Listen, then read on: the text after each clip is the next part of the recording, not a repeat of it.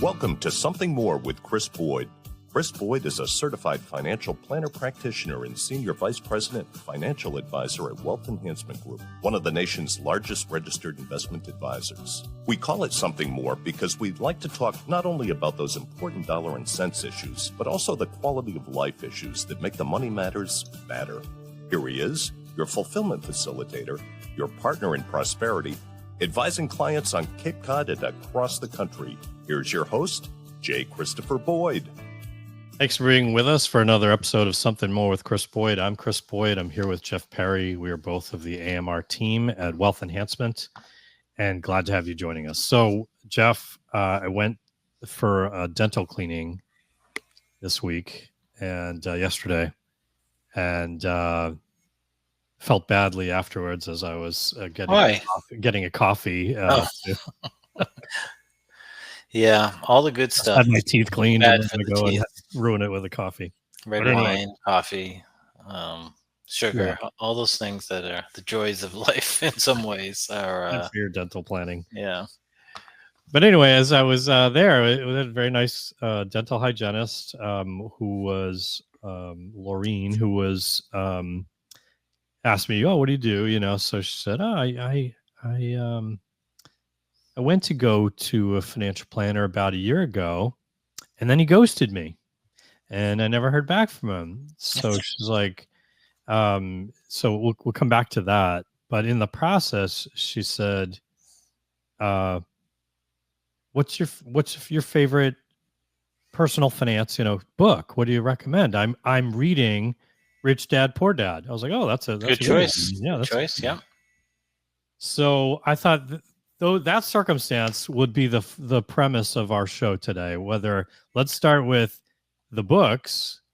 What are some great book ideas? And in the process, I asked Copilot, our AI. Oh boy. For some thoughts on best personal finance books. In the process, I thought might be interesting. So it started off with this year's, and I was like, no, I want all-time best. Right. All right. So these are pretty good, I think. Some of these you'll know. Some of them I don't know. Oh, but before we do. Yes.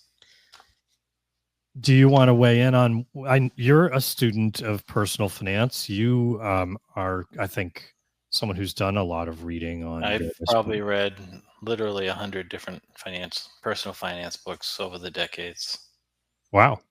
So you must have a few that stand out. I do. I have definitely have some favorites. Oh, you want my favorites? Okay. Yeah. So what are your favorites? So it depends on the subject. So but back in the day when I was just wanting to devour as much information as I could get, I was reading books from like Susie Orman. Bob Brinker, a radio show host, had a book list. They were the Dolans, who were radio people, but they were also writing.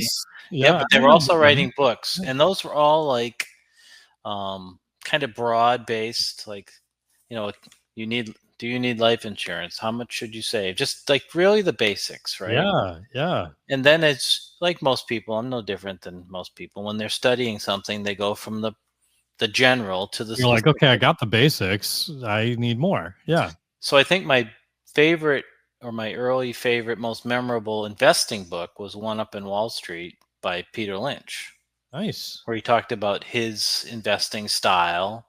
Yep. And how stocks, bonds, mutual funds, how they work, the inner, not just the basics of what they are, but how they work and why they're important to your portfolio. Yeah.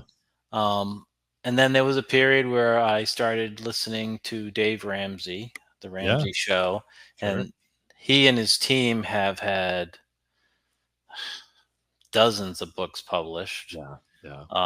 And when I was starting to think about retire, there was a book by Chris Hogan, Retire Inspired. So not just the dollars and cents, as you might say, but like this should be something more than a math formula. Exactly. Yep. Love that. And when we were updating our financial plan, I read the Legacy Journey. So there's so many subjects. Yeah. That I've read over the years. But something's happened to me, and I think it's happening to most people, is we're reading less books. Mm. Um, Consuming information in other ways. right. I mean, podcasts, here we are, right? Yeah. So when you find someone that you feel that is giving you good information and it's helpful, you tend to listen to them more than read. At least that's what's happened to me. I still read. I have a book over here. It's right on the top there. It is How to Retire by Christine Benz. Oh, yep. She's great. Yeah. And she's got plenty of books too. Yeah. And Morningstar has tons of publications also. Yeah. It's on my pile because I'm going to give it to a friend who's not a client, but he's asked me. He said he's thinking about retiring, and I talked to him, and I'm going to follow up and have him read that book because it's a little bit about a lot of things. Yeah. Yeah. Right? So there's. Well, I think you make a great point that, if you were to talk about personal finance and overview, that's one kind of category. Mhm. An investing book is a different category, and even within that, you could get into various types of investing approaches that you could pursue. I was thinking, what was my favorite book, and I was coming across I couldn't remember the name of this book.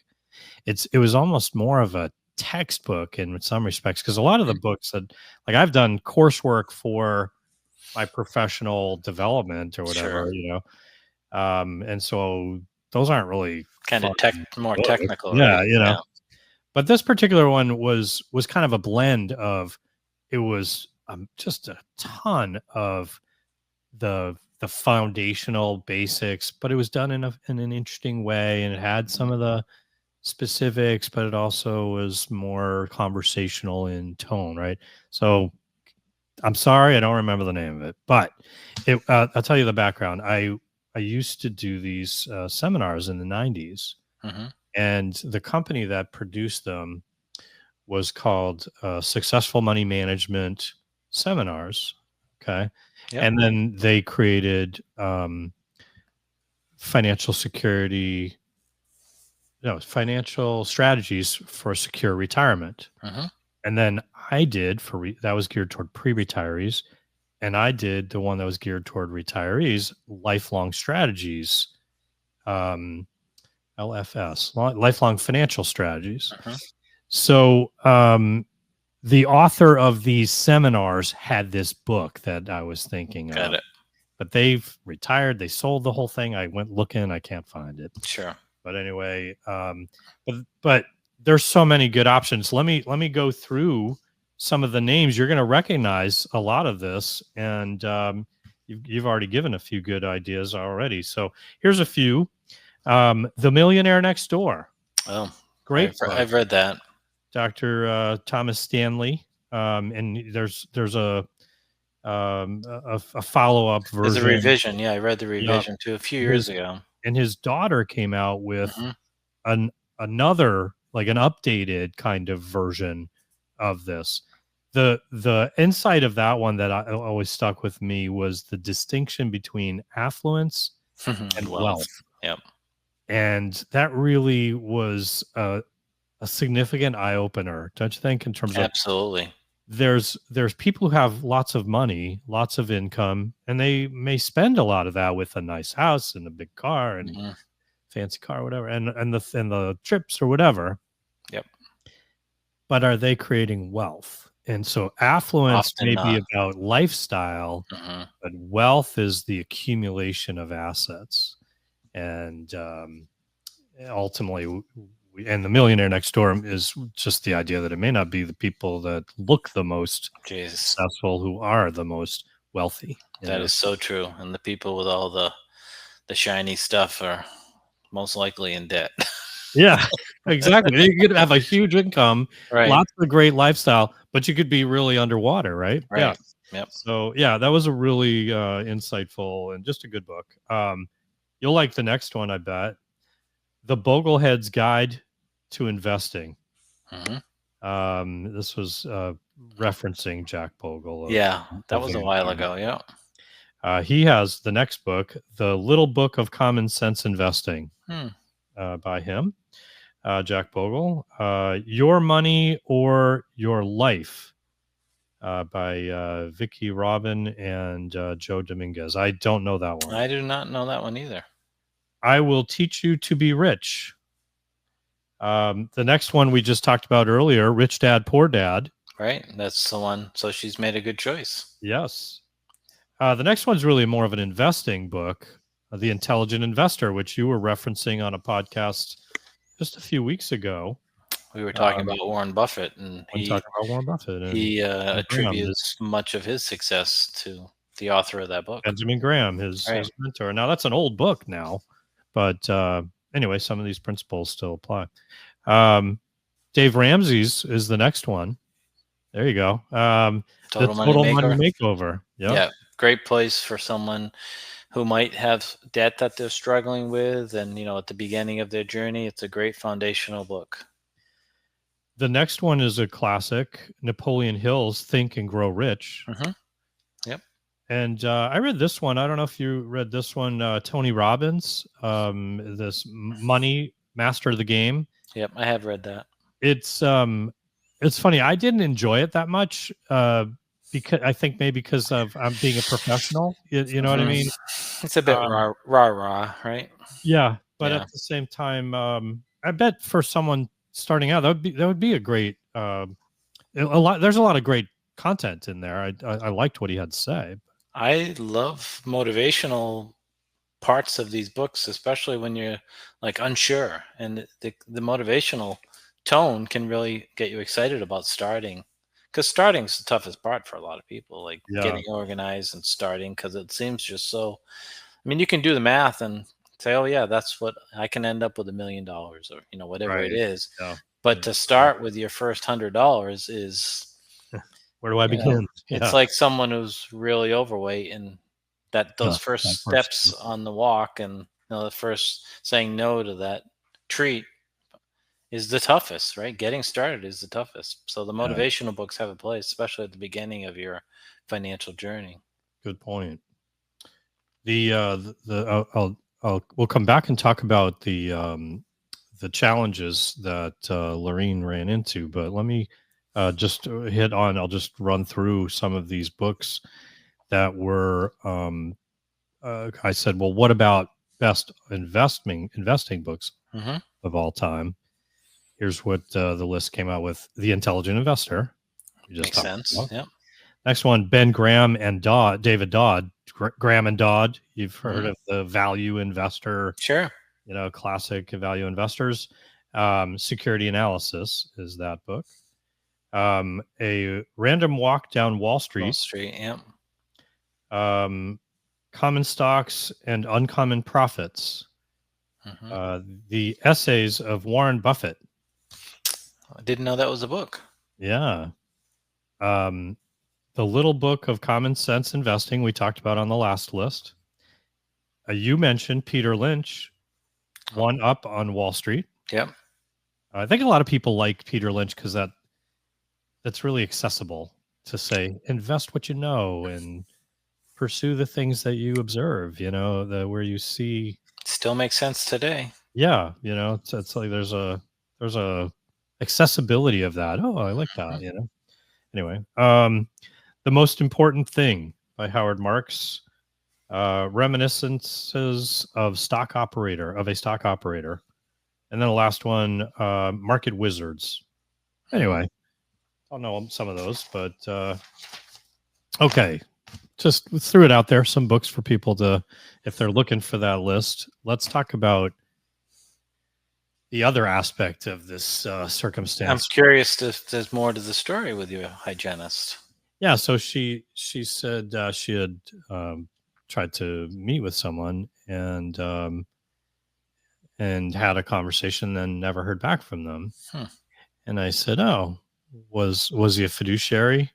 She said, "Yes." "Are you a fiduciary?" Immediately asked me. I like that she's asking. Yeah, which was good. She's on it. Question. Yeah, she's on it. Yeah. Yep. And she's thinking about I liked that she was talking about I want to create, multiple income streams, that kind of mindset. So she got the right idea.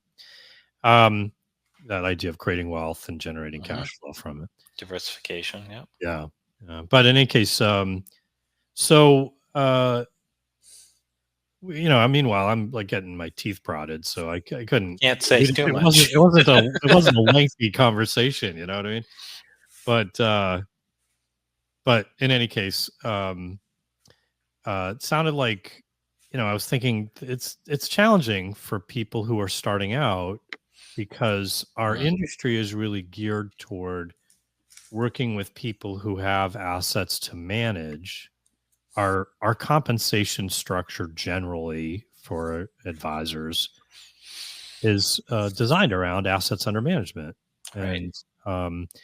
and so there's less incentive for advisors to work with people who are starting out. Now, there are some compensation models that are geared toward this population, but even those require wealth or income, Mm-hmm. because you're going to be charged for time or some commitment of time.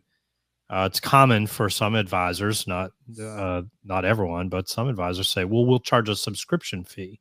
I'm going to charge you $250 a month or whatever it is, Right. and we'll do your financial planning. We'll help you prioritize. We'll get you on the right path. But that's a commitment of a substantial sum of money. Right. That's not going toward your savings investing or debt reduction or whatever the priorities might be. So that's challenging. Similarly, if you work with an advisor who doesn't charge you for time in some fashion, hourly or of the sort, you're probably working with someone who's compensated to sell you products. Right. And that can create challenges. If the advisor, to use that word loosely, maybe they have one product that they sell, or right, or three products that they sell. Yeah. Oh, you're a good fit for an annuity, life insurance, or whatever. It could Right. be just their, like that's their wheelhouse. Where maybe that's not what's desirable for you with what you're trying to do. Right. So trying to find that counsel is definitely challenging as someone who's starting out. I know this is an area that you're passionate about, so I thought it would be an interesting topic to discuss a little bit. And by the way, I did give her your name and excellent email address, saying, hey, if you want to talk to Jeff, our firm, can be a resource, but Jeff particularly loves working with people who are motivated and getting started.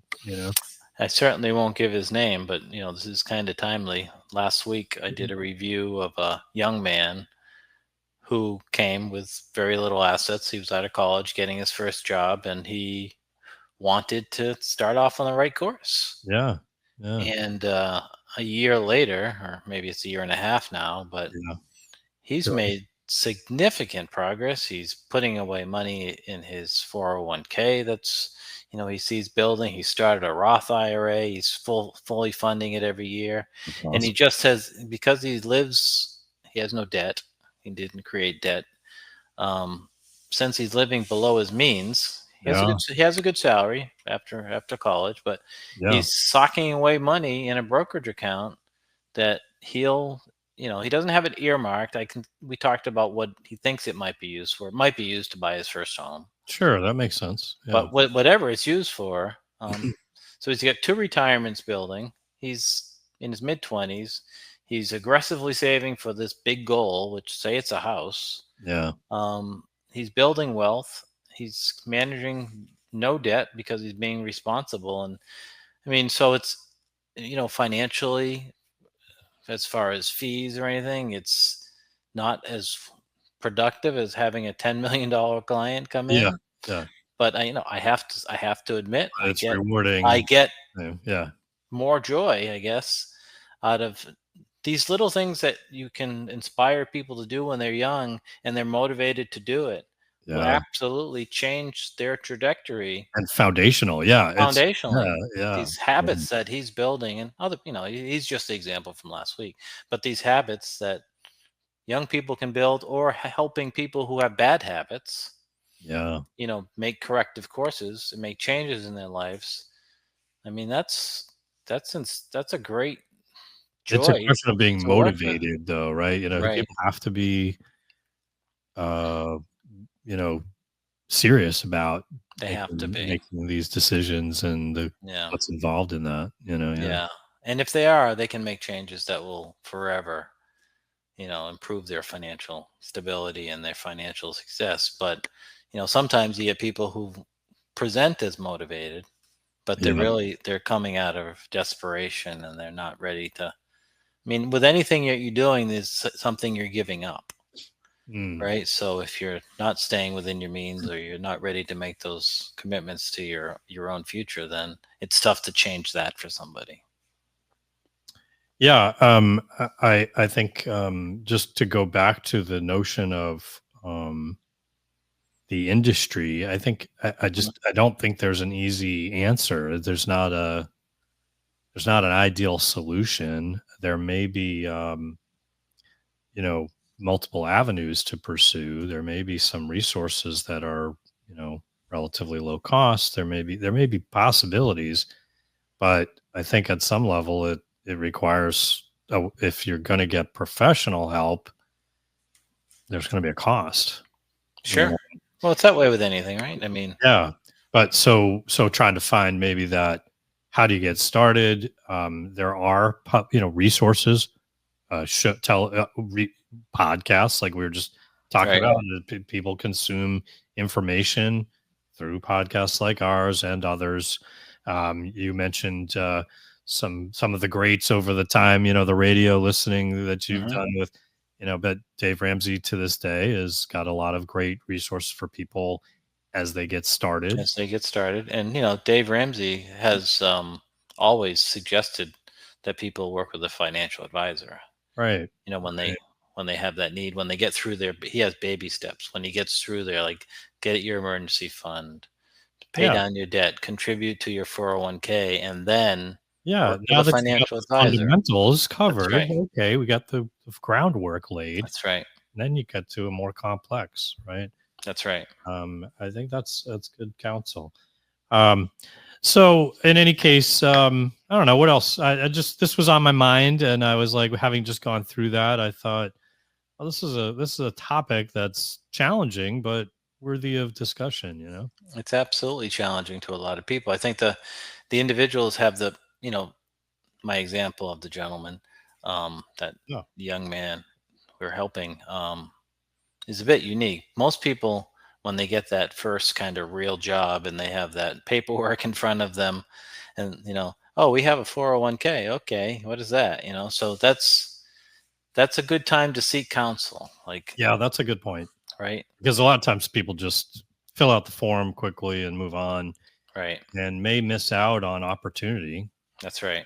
May be because they're unfamiliar with markets and risk. Oh, the terms themselves. They may be Oh, sitting in a fixed interest account, when in reality they've got maybe 40 years before they plan on that's accessing these resources, and they'd be better served with a more invested right.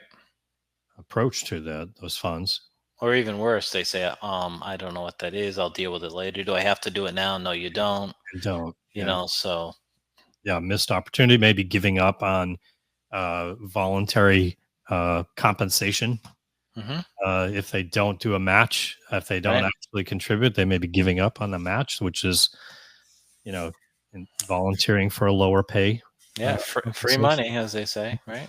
Yeah.